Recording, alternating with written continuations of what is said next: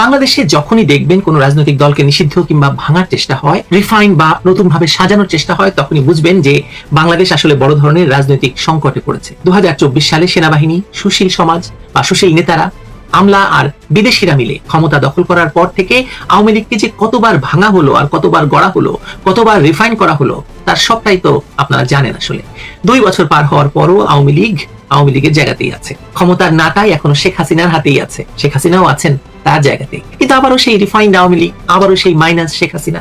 আসলে বাংলাদেশে আর কোনো রাজনীতি নেই আওয়ামী লীগ ছাড়া, শেখ হাসিনা ছাড়া। এটাই বাস্তবতা, এটাই বাংলাদেশ। এই মুহূর্তে যারা আওয়ামী প্রেমী, ছাত্রলীগ প্রেমী হয়ে গণতন্ত্রের ধ্বজাধারী সাজতে চাইছেন, তারা সত্যি সত্যি শেখ হাসিনাকে ভয় পাচ্ছেন। এবং এই ধ্বজাধারীরা যাদের হয়ে মাঠে নেমেছেন, বললাম তো তারা নিজেরা নামেননি, তাদেরকে কেউ নামিয়েছেন। তারা যে গলাবাজিতে নেমেছেন, সেই অদৃশ্য ব্যক্তিরাও চান না শেখ হাসিনা সত্যি সত্যি দেশে ফিরে আসুন, কারণ তারা জানেন শেখ হাসিনাকে বাগিয়ে আনা অসম্ভব। ইউনুস থেকে শুরু করে এই বঙ্গের সব টাউট বাটপার চিটার সিন্ডিকেটকে শেখ হাসিনা যেমন চেনেন, তেমন তার কেউ চেনেন না। তাই শেখ হাসিনা ফেরা মানেই তাদের সকলের জন্য বিরাট দুঃসংবাদ। আমরা একটা ডেট ঠিক করব, সেখানে আমরা যারা দেশে অবস্থান করছি, আমরা যারা বাইরে অবস্থান করছি, ইন্ডিয়া থেকে শুরু করে, আমরা একই ডেটে আমরা বাংলাদেশে যাব। প্রত্যেকটা গ্রাম অঞ্চল থেকে ঢাকায় আসতে হবে সবাইকে। আমরা যেদিন ঢাকায় যাব, তাদের থেকে ঢাকায় আসতে হবে। সন্ত্রাসী সংগঠন ছাত্রলীগের রাজনীতি নিষিদ্ধ করা হয়েছে।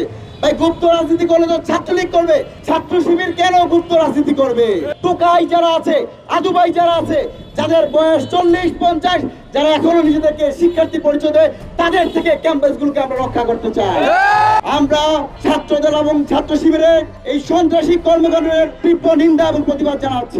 আসসালামু আলাইকুম দর্শক, দেশের মধ্যে ঘুরে যাওয়া চলমান তথ্য জানতে যারা এই ভিডিওটি অন করেছেন, তাদের অনুরোধ করে বলবো ধৈর্য সহকারে সম্পূর্ণ ভিডিওটি মনোযোগ সহকারে দেখতে থাকুন। কেননা আজকের এই ভিডিওটিতে অনেক তথ্য আজকে আপনাদের সঙ্গে শেয়ার করতে যাচ্ছি, যা শুনলে আপনারা অবাক হতে বাধ্য হবেন। দর্শক, তারই সাথে ভিডিওর শুরুতে ভিডিওর যে অংশগুলো আপনারা ইতিমধ্যে দেখেছেন, দেখে বুঝতে পারছেন আজকের ভিডিওটি কতটা গুরুত্বপূর্ণ এবং আকর্ষণ হতে যাচ্ছে। তো দর্শক, চলুন কথা না বেড়ে মূল ভিডিওতে নিয়ে যাই। তার আগে বলবো, যারা এখনও আমাদের এই চ্যানেলটি সাবস্ক্রাইব করেন নাই, প্রতিনিয়ত আপডেট গরম গরম খবর পেতে অবশ্যই আমাদের এই চ্যানেলটি সাবস্ক্রাইব করে পাশে থাকা বেল বাটনটি বাজিয়ে দেবেন। যারা ইতিমধ্যে সাবস্ক্রাইব করে দিয়েছেন তাদেরকে অসংখ্য ধন্যবাদ। দর্শক, চলুন একটি লাইক দিয়ে সম্পূর্ণ ভিডিওটি আমরা মনোযোগ সহকারে দেখে আসি। বাংলাদেশে যখনই দেখবেন কোন রাজনৈতিক দলকে নিষিদ্ধ কিংবা ভাঙার চেষ্টা হয়, রিফাইন বা নতুন ভাবে সাজানোর চেষ্টা হয়, তখনই বুঝবেন যে বাংলাদেশ আসলে বড় ধরনের রাজনৈতিক সংকটে পড়েছে। 2024 সালে সেনাবাহিনী, সুশীল সমাজ বা সুশীল নেতারা, আমলা আর বিদেশিরা মিলে ক্ষমতা দখল করার পর থেকে আওয়ামী লীগকে যে কতবার ভাঙা হলো আর কতবার গড়া হলো, কতবার রিফাইন করা হলো, তার সবটাই তো আপনারা জানেন। আসলে 2 বছর পার হওয়ার পরও আওয়ামী লীগের জায়গাতেই আছে। ক্ষমতার নাটাই এখনো শেখ হাসিনার হাতেই আছে। শেখ হাসিনাও আছেন তার জায়গাতেই, কিন্তু আবারও সেই রিফাইন্ড আওয়ামী লীগ, আবারও সেই মাইনাস শেখ হাসিনা। আসলে বাংলাদেশে আর কোনো রাজনীতি নেই আওয়ামী লীগ ছাড়া, শেখ হাসিনা ছাড়া। এটাই বাস্তবতা, এটাই বাংলাদেশ।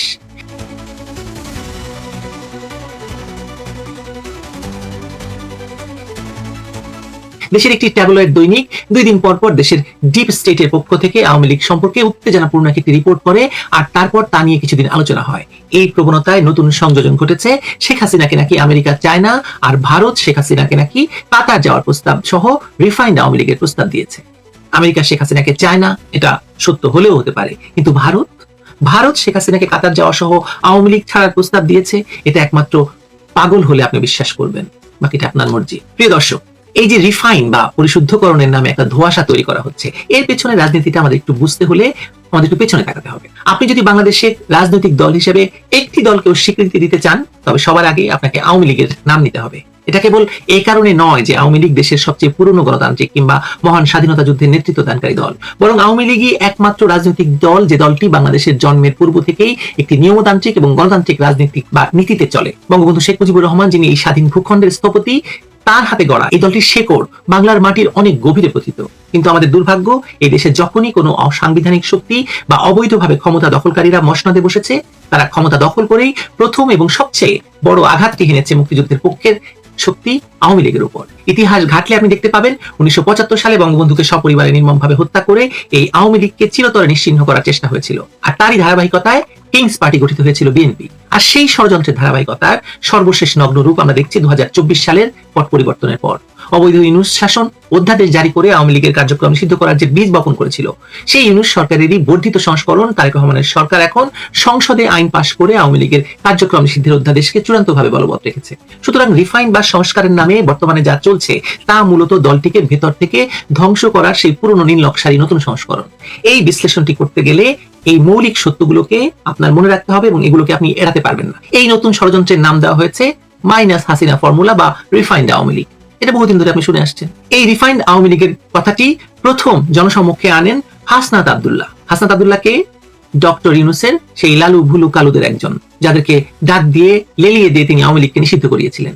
সেনাপ্রধান ওয়াকারুজ্জামানের সাথে সেনা সদরের গিয়ে দেখা করে তার ডাক বক্তব্যের সূত্র ধরে হাসনাত আব্দুল্লাহ বলেছিলেন, তাকে নাকি প্রস্তাব করেছেন সেনাপ্রধান যে রিফাইন্ড আওয়ামী লীগ করা হবে। কথা হয়তো সত্য, কারণ এটি মূলত যুক্তরাষ্ট্রের একটি দীর্ঘমেয়াদী প্রজেক্ট, আমরা জানি। আর আমেরিকা যদি এই সরকারকে বসিয়ে থাকে, আমেরিকা যদি আর্মিকে দিয়ে শেখ হাসিনার সরকারকে ফেলে দিয়ে থাকে, তাহলে ওয়াকারুজ্জামান নিঃসন্দেহে হাসনাত আব্দুল্লাহকে হয়তো বলে থাকতে পারেন রিফাইন আওয়ামী লীগের কথা। আমেরিকার মূল শর্ত হলো শেখ হাসিনা তার পরিবারের সদস্য এবং ঘনিষ্ঠরা দলের সভাপতি বা শীর্ষ কোনো পদে থাকতে পারবেন না। তাদের চাওয়া এমন একটি পুতুল বিরোধী দল যারা ভবিষ্যতে সরকার বা মার্কিন ভূ রাজনৈতিক নীতির কোনো চরম বিরোধিতায় জড়াবে না। এই প্রক্রিয়ার অংশ হিসেবেই দলের নেতা সাবের হোসেন চৌধুরী এবং সাবেক স্পিকার শিরিন শারমিন চৌধুরীর নাম সামনে আনা হয় বারবার। একাধিক মামলায় গ্রেপ্তার হওয়ার পরও অত্যন্ত দ্রুততার সঙ্গে তাদের জামিন এবং কারামুক্তির ঘটনা এই গুঞ্জনকে আরো শক্তিশালী করে থাকবে। তবে দলের ভেতরের বাস্তবতা হলো আমেরিকার পছন্দের তালিকায় থাকা এই নেতারাও খুব ভালো করে বুঝতে পারছেন যে শেখ হাসিনা এবং বঙ্গবন্ধু পরিবারকে ছাড়া আওয়ামী লীগের মতো একটি বিশাল বটবৃক্ষ পরিচালনা করা প্রায় অসম্ভব। তাই তারাও যুক্তরাষ্ট্রের এই প্রস্তাবে চূড়ান্ত সায় দিতে পারছেন না।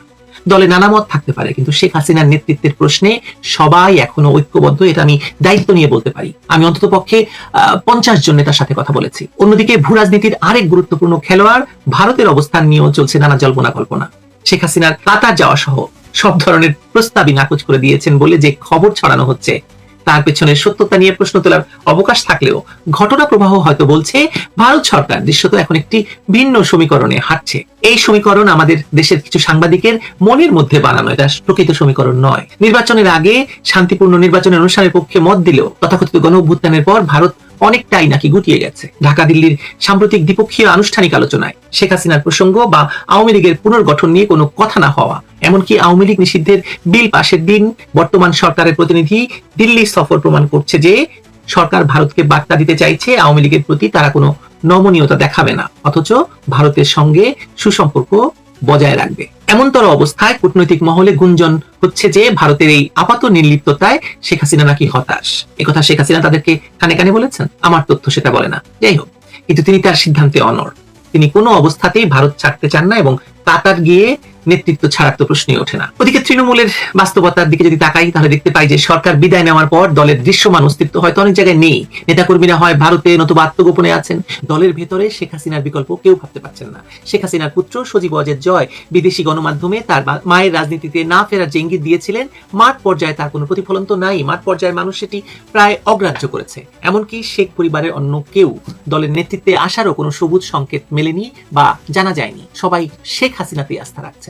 এই অচল অবস্থার সুযোগ নিয়ে একটি পক্ষ অত্যন্ত সুপরিকল্পিতভাবে দলের কিছু পরিচিত নেতা নেত্রীকে সামনে রেখে এই নব্য আওয়ামী লীগকে বাজারে আনার চেষ্টা করছে। তারা কারা আবার সেই যে বাংলাদেশের ডিপ স্টেট বলে কথিত যারা আছে, তারা দেশের শীর্ষ দুজন ব্যবসায়ী এবং কয়েকজন সেনা অনুগত ব্যক্তির মাধ্যমে কলকাতায় আশ্রয় নেওয়া আওয়ামী লীগের নেতাদের প্রস্তাব দেওয়া হচ্ছে যে শেখ হাসিনার বিরুদ্ধে অভিযোগ দিলে তাদের দেশে ফিরে রাজনীতি করার এবং নির্বাচনের সুযোগ দেওয়া হবে। এই ফাঁদে পা দিয়ে চীন বা পাকিস্তানের সঙ্গে ব্যবসা থাকা কিছু নেতা নিজেদের স্বার্থ রক্ষায় দলের বিরুদ্ধে চক্রান্তে পা বাড়াচ্ছেন বলেও খবর আসছে। কোনোটাই সমর্থিত কোনো সূত্র নিশ্চিত করছে না। ভারতের অবস্থান নিয়েও যা বলা হচ্ছে তা যে সত্য নয় সে কথা তাদেরকে কে বোঝাবে। ঢাকা দিল্লি সাম্প্রতিক আনুষ্ঠানিক বৈঠক শেষে শেখ হাসিনা প্রসঙ্গ না আসাটাকে যারা ভারতের আগ্রহ হারানো হিসেবে দেখছেন বা দেখাচ্ছেন, তারা আসলে একটি কূটনৈতিক বাস্তবতাকে রাজনৈতিক প্রচারণায় পরিণত করছেন। দ্বিপাক্ষিক আনুষ্ঠানিক বৈঠকে একটি দেশের আশ্রয় প্রার্থী সাবেক সরকার প্রধান নিয়ে আলোচনা না হওয়াটাই স্বাভাবিক কূটনৈতিক রীতি। ভারত তার নিজের স্বার্থের হিসেবে চলে। শেখ হাসিনাকে কাতার পাঠানোর মতো আত্মঘাতী সিদ্ধান্ত নেওয়ার মতো বোকা দিল্লি নয়, কারণ শেখ হাসিনা ভারতের বন্ধু। শেখ হাসিনা সত্যিকার অর্থে ভারতকে যে বিপদ থেকে রক্ষা করেছে, বাংলাদেশ কেন্দ্রিক যে বিশাল ভারত বিরোধী চক্র কার্যকর ছিল গত 17 বছর, তাদেরকে নিশ্চিহ্ন করে দিয়েছিল শেখ হাসিনা। এরকম একজন বন্ধুকে ভারত সরকার চাইলেই তাদের দেশ থেকে বিতাড়িত করবে, এটা সম্ভব নয়। ভারতের রাজনীতি বা রাজনৈতিক মহল এটা হতে দেবে না, এবং আওয়ামী লীগের বর্তমান নেতৃত্ব এই অপচেষ্টাকে স্রেফ প্রতারণা এবং দলকে ধ্বংস করার চক্রান্ত হিসেবেই দেখছে। এই কথা আমি দায়িত্ব নিয়ে বলছি এই কারণে যে আমি অন্তত পক্ষে 30 থেকে 40 জন আওয়ামী লীগ নেতৃত্বের সাথে কথা বলেছি, তৃণমূলের সঙ্গে কথা বলেছি। 2006 সালে 1/11 সময়ও ঠিক একইভাবে -2 ফর্মুলার নামে শেখ হাসিনাকে বাদ দিয়ে একটি সংস্কারপন্থী আওয়ামী লীগ গড়ার চেষ্টা করেছিল পশ্চিমা শক্তি, এবং ইউনূস তার নেতৃত্বে ছিলেন। ইতিহাস সাক্ষী, তৃণমূলের প্রবল প্রতিরোধের মুখে সেই ষড়যন্ত্র মুখ থুবড়ে পড়েছিল। এবারও পরিস্থিতি ভিন্ন নয়। চক্রান্তকারীরা খুব ভালো করেই জানে হাসিনাহীন আওয়ামী লীগ টিকবে না, আর হাসিনাবিহীন আওয়ামী লীগ হবে না। তাদের আসল লক্ষ্য দলকে পরিশুদ্ধ করা নয়, বরং 1972 সালের সংবিধানের 4 মূলনীতি এবং বাঙালি জাতীয়তাবাদে বিশ্বাসী এই রাজনৈতিক শক্তিকে পঙ্গু করে দেওয়া। তবে শেখ হাসিনা বসে নেই। শেখ হাসিনা প্রায় একটি কথা বলেন, আমি কি ঘুমাচ্ছি? আমি তো ঘুমাইনি, আমি জেগে আছি। এই চরম প্রতিকূল অবস্থাতেও তিনি দলের হাল শক্ত হাতে ধরে রেখেছেন। আত্মগোপনে থাকা নেতাদের উপর নির্ভর না করে তৃণমূলকে চাঙ্গা করতে তিনি নিজেই জেলায় জেলায় ভার্চুয়াল মিটিং করছেন। ইতিমধ্যে দেশের 64টি জেলার মধ্যে প্রায় 30টি জেলার কর্মীদের সঙ্গে তার দীর্ঘ আলোচনাও শেষ হয়েছে। তিনি ঘন্টার পর ঘন্টা কর্মীদের কথা শুনেছেন, তাদের সাহস যোগাচ্ছেন এবং অত্যন্ত দৃঢ়তার সঙ্গে বার্তা দিচ্ছেন যে চক্রান্তকারীদের দিন ফুরিয়ে আসছে। তিনি বেঁচে থাকতে এই দল শেষ হবে না, তিনি অচিরেই ফিরবেন এবং কর্মীদের উপর হওয়া প্রতিটি নির্যাতনের বিচার নিশ্চিত করবেন। এই যে তৃণমূলের সঙ্গে তার সরাসরি সংযোগ, এটাই আওয়ামী লীগের আসল প্রাণশক্তি। তাই ডিপ স্টেটের এই রিফাইন্ড চক্রে পড়ে আওয়ামী লীগ হয়তো সাময়িকভাবে হোঁচট খাবে, কিন্তু এই দলকে শেকড় থেকে উপড়ে ফেলা কখনোই সম্ভব নয়। আর ভারতকে কেন্দ্র করে সবসময় একটা প্রচারণা বাংলাদেশের কিছু সাংবাদিক আর ডিপ স্টেটের সবচেয়ে প্রিয় বিষয়। আগেই বলেছি, আওয়ামী লীগ নেই তো বাংলাদেশের রাজনীতি নেই। আওয়ামী লীগ ছাড়া বাংলাদেশের রাজনীতি বাঁচবে না। মানে দেখবেন আপনি আওয়ামী লীগকে যদি দীর্ঘকাল বা আরো কিছুদিন নিষিদ্ধ রাখে, আওয়ামী লীগের রাজনীতি উন্মুক্ত না করে, বাংলাদেশে অরাজনৈতিক শক্তি ক্ষমতা দখল করবে। আপনি লিখে রাখতে পারেন। আসসালামু আলাইকুম রহমতুল্লাহি ওয়া বারাকাতুহু। সম্মানিত দর্শক, গ্রীষ্মের প্রচণ্ড তাপদাহ চলছে, তার সঙ্গে সারা বাংলাদেশে বিদ্যুৎ সংকট। গ্রামাঞ্চলে 12 থেকে 13 ঘন্টা পর্যন্ত বিদ্যুৎ থাকছে না। শহরের অবস্থা একটু ভালো, কিন্তু শহরে আবার যে ট্রান্সপোর্ট, গণপরিবহন, আজকের যে ভিডিওটি আমি করছি, আজকের দিনের শীর্ষ খবর, পত্রপত্রিকার শীর্ষ খবর, মহানগরীতে 20% গণপরিবহন তারা গাড়ি চালাতে পারছে না ডিজেলের অভাবে। গণপরিবহন নেই, আর প্রত্যেকটি পেট্রোল পাম্পে যে পেট্রোলের জন্য দুর্বিষহ অবস্থা, এটি পেট্রোলের দাম বৃদ্ধি করার পরও কমেনি। অধিকাংশ যারা গাড়ি ব্যবহার করি তাদের একটা বিরাট অংশ, এটি 20%, অর্থাৎ গণপরিবহনে যেখানে তথ্য দিয়ে বলছে 20%, কিন্তু ব্যক্তিগত গাড়ির যারা মালিক তারা, আমার কাছে মনে হচ্ছে তাদের যে মুভমেন্ট অ্যাটলিস্ট 50% কমিয়ে দেওয়া হয়েছে, অর্ধেক কমিয়ে দেওয়া হয়েছে। নেহায়েত প্রয়োজন না হলে কেউ গাড়ি নিয়ে বের হচ্ছে না বা ঘর থেকে বের হচ্ছেন না। অনেকের একাধিক গাড়ি থাকা সত্ত্বেও তারা প্রয়োজন হলে উবারে যাচ্ছে, পাবলিক ট্রান্সপোর্টে যাচ্ছেন, আর অনেকে একবার গাড়ি বের করছেন না। ফলে প্রাইভেট গাড়ি যেগুলো আছে সেগুলোর মালিকরা অর্ধেক গাড়ি ব্যবহার করছেন বা বের হচ্ছে না। ফলে রাস্তাঘাটে বেশিরভাগ জায়গাতে ফাঁকা, আর কোথাও কোথাও দুর্বিষহ যানজট, যেখানে যেখানে পেট্রোল পাম্প রয়েছে তার আশেপাশে কেন্দ্র করে যানজট। এরকম যখন প্রকৃতি, পরিবেশ এবং রাজনীতি অনেকটা যুদ্ধ নির্ভর হয়ে পড়েছে, ফুয়েল মানে জ্বালানি নির্ভর হয়ে পড়েছে, এবং এই জ্বালানি সংক্রান্ত সমস্যার কারণে আমাদের বাজার নিয়ন্ত্রিত হচ্ছে, বাজারে পণ্য সামগ্রীর সেই যে মূল্য হু হু করে বাড়ছে, রাজনীতির অনিশ্চয়তা দেখা দিয়েছে, এবং আমাদের সঙ্গে যে আন্তর্জাতিক কূটনীতি, অর্থনৈতিক কূটনীতি, IMF-এর সঙ্গে, বিশ্ব ব্যাংকের সঙ্গে, জাইকার সঙ্গে, অন্যান্য বিদেশি ব্যাংকগুলোর সঙ্গে সেটি বাধাগ্রস্ত হচ্ছে, এবং আমাদের দুর্বলতা তারা সুযোগ নিচ্ছে। আমাদের সঙ্গে যে ডিপ্লোম্যাটিক রিলেশন রয়েছে অন্যান্য রাষ্ট্রগুলোর, সেখানে আমরা কোনো কুল কিনারা পাচ্ছি না, না ভারতের সাথে, না পাকিস্তানের সাথে, না চীনের সঙ্গে, কিংবা না আমেরিকার সঙ্গে।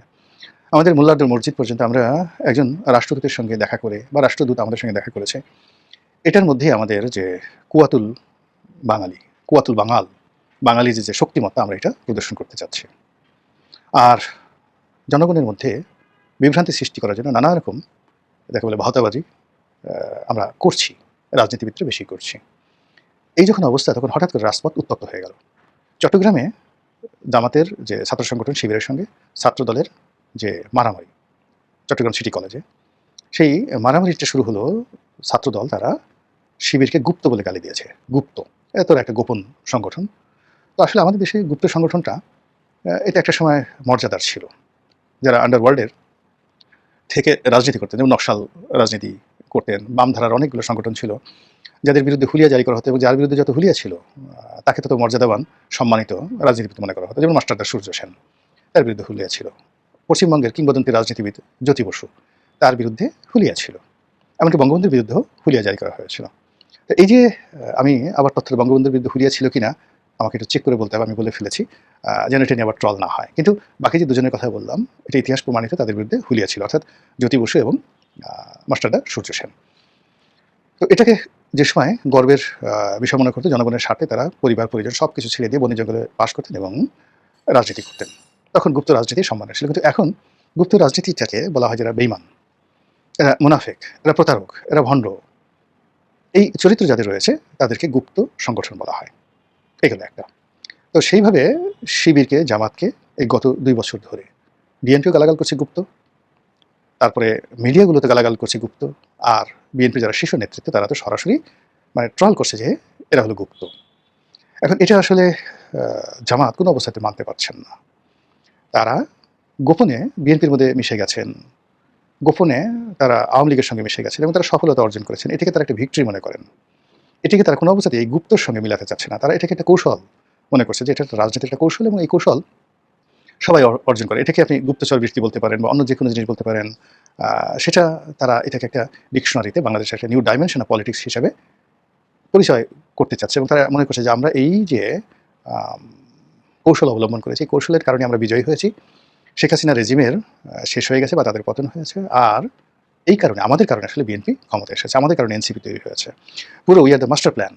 আমরা এই সব কিছু করেছি। আমরা ইউনুসকে এনেছি, আমরা আমেরিকাকে বাংলাদেশের ব্যাপারে ইনভলভ করেছি, আমরা ভারতকে নরম করেছি, আমরা চীনকে যা কিছু দেশে বিদেশে সব কিছু জামাত করেছি। এরকম যখন তাদের একটা মনোভাব, তখন তারা ধরে নিয়েছিল ইনের জমানাতে যে তারাই ক্ষমতায় আসবে এবং এদেশে একটা ইসলামী এমিরেটস কায়েম হবে। কিন্তু পরবর্তীতে কিসে কি হয়ে গেল, হিসাব সব এলোমেলো হয়ে গেল।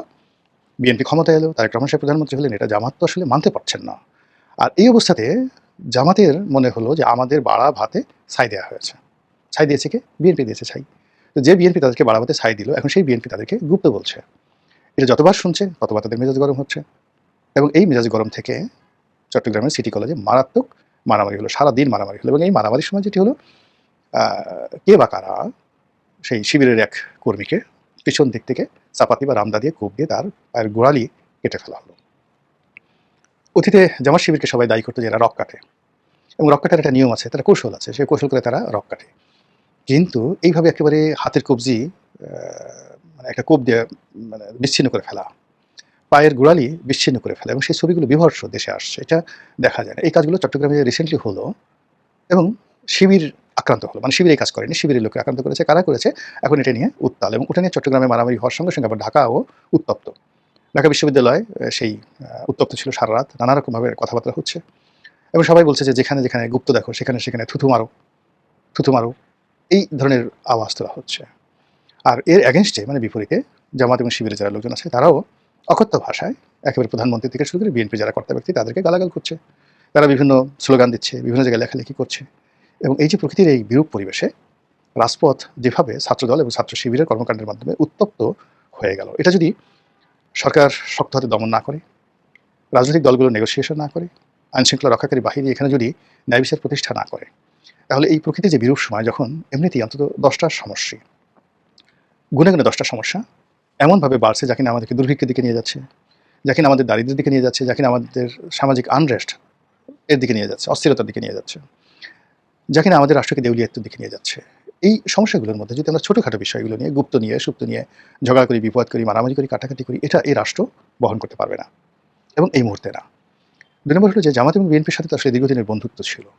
এখনো পর্যন্ত কিন্তু জনগণ বিশ্বাস করছে না যে এদের মধ্যে আসলে কোনো শত্রুতা আছে। তারা মনে করছে যে এদের মধ্যে একটা গোপনে সমঝোতা হয়েছে, এটা সমঝোতার ইলেকশন হয়েছে, সমঝোতার রাষ্ট্র হয়েছে, সমঝোতার সরকার হয়েছে, সমঝোতার পার্লামেন্ট হয়েছে, সমঝোতার বিরোধী দল হয়েছে, সমঝোতার সরকারি দল হয়েছে। আর জনগণ যেন এই কথাগুলো বলতে না পারে, গৃহপালিত বিরোধী দল বলতে না পারে, গৃহপালিত সরকারি দল বলতে না পারে, সমঝোতার সরকারি দল বলতে না পারে, আমেরিকার যাকে বলা হয় মদতপুষ্ট সরকার বলতে না পারে, ভারতের মদতপুষ্ট সরকার বলতে না পারে, ইউটিউবে যেন বিভিন্ন লোক গালাগালি করতে না পারে, এই জন্য সামথিং ইজ হ্যাপেনিং, কিছু কিছু ঘটনা ঘটছে, এ কথা মানুষ সন্দেহ করছে বা বলার চেষ্টা করছে। তো সেই কথাগুলোকে ধামাচাপা দেওয়ার জন্য অনেকে মনে করছে যে রাজপথ উত্তপ্ত করার চেষ্টা করছে, বা জামাতের নেতৃত্বে যে 11 দল তারা জুলাই সনদ নিয়ে মাঠ ঘোলা করার চেষ্টা করছে, খুব হুঙ্কার ধামকার দিচ্ছে, রাস্তায় নেমে এসে সরকারকে মানে এই দাবি দাওয়া মেনে নিতে বাধ্য করা হচ্ছে। আবার সরকারও তাদেরকে নিয়ে বিভিন্ন রকম উস্কানিমূলক কথাবার্তা বলছে, তারপরে জুলাই সনদের পক্ষে নানা রকম বিবৃতি তৈরি করছে। পুরো জিনিসগুলোই মানে লোকজন, সাধারণ মানুষ কি মনে করছে বড় ব্যাপার নয়, কিন্তু যারা একটু চিন্তাশীল তারা মনে করছে এগুলো হয়তো সাজানো।